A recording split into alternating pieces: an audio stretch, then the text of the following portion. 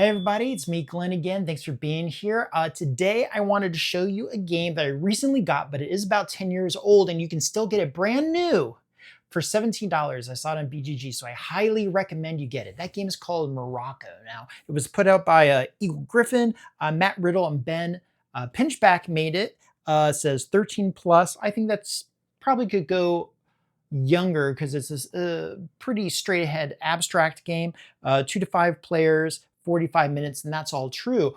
Now, this is a game where you are trying to, the theme of the game is you're on rooftops trying to like scout juice stands, whatever. But what it really is a very interesting area control game with, and don't get scared off by saying area control. It's far more interesting than the normal thing you have, where you have micro and macro territories you're trying to control. When you go into a small area, where you went in that area determines how many points you might get. If those points are available, you can get to those winning victories lots of different ways. Now, I am going to say that if you look this up on BGG, the score is like 6.3 out of 10, which ain't that hot. The game is much better than that, but I understand why it has that score. Okay, so let me show you the game and we'll talk more about it.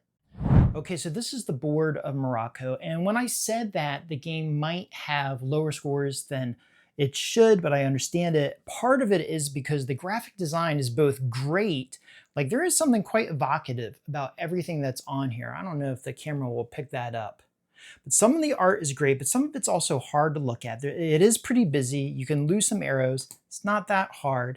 That's one of the elements about it. And the second element about the game that probably reduces the score is that it is so abstract. I mean, what game isn't really at the end of the day, but the theme really dissipates instantly.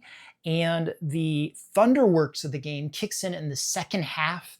It doesn't come right away because you have to set up your play and get your players out. And then on the back half, oh man, rapid fire fireworks are happening. So maybe that influenced the scores. But okay, when you get the box, it's a nice sturdy box. You get a nice insert that has a lid. Everything stays nice and tidy.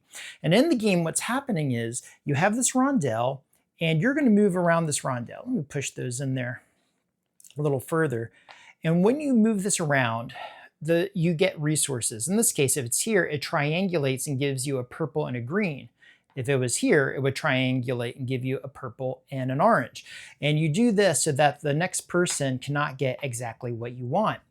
When you get those resources, you have to pay resources based on these cubes over here. Like if I got the green and the purple, I could go to the green and the purple location here, and there's 4 squares there, and I can put my person down. How do I choose which square I put them on is because there are these little juice tokens that say like 2, 2, 2, and 4. So I might go here hoping that I can get the 4 token. However, the spot is going to score once it's filled with people, yours or others. Majority control scored. And then everyone takes their little tokens, their point tokens. So I might have put my person here in the hopes of getting this one. However, it was the person in the next area that took it, and now I'm left with nothing, right? Because everyone's probably going to be vying for that. Once you have control and it's established, the person who won it is going to get an area, and that's going to allow them to have influence on an adjacent territory. There's an arrow that's pointing.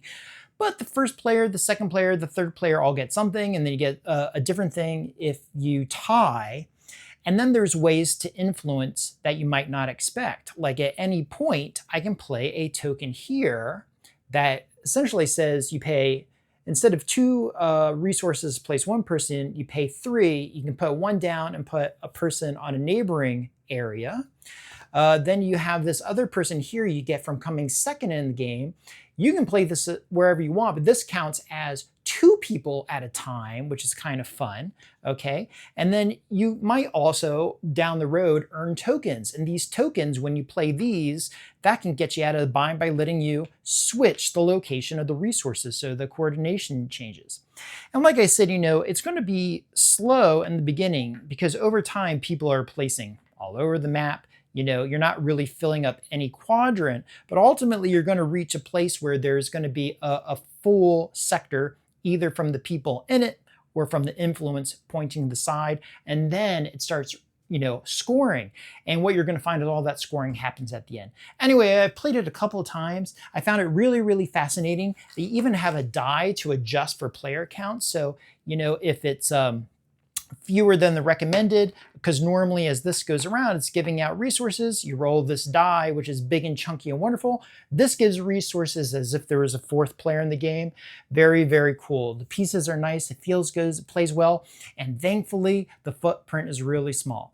So if this interests you, I highly recommend you get it before the quantities run out, especially at that $17 price point. The chef's kiss there. Okay, so that's the review. I hope it was helpful. And like I said, it's a great game to play at least once, and definitely own it if you want to spend like 17 bucks. It's not bad at all. Okay, so until next time, be well, and I'll talk to you then.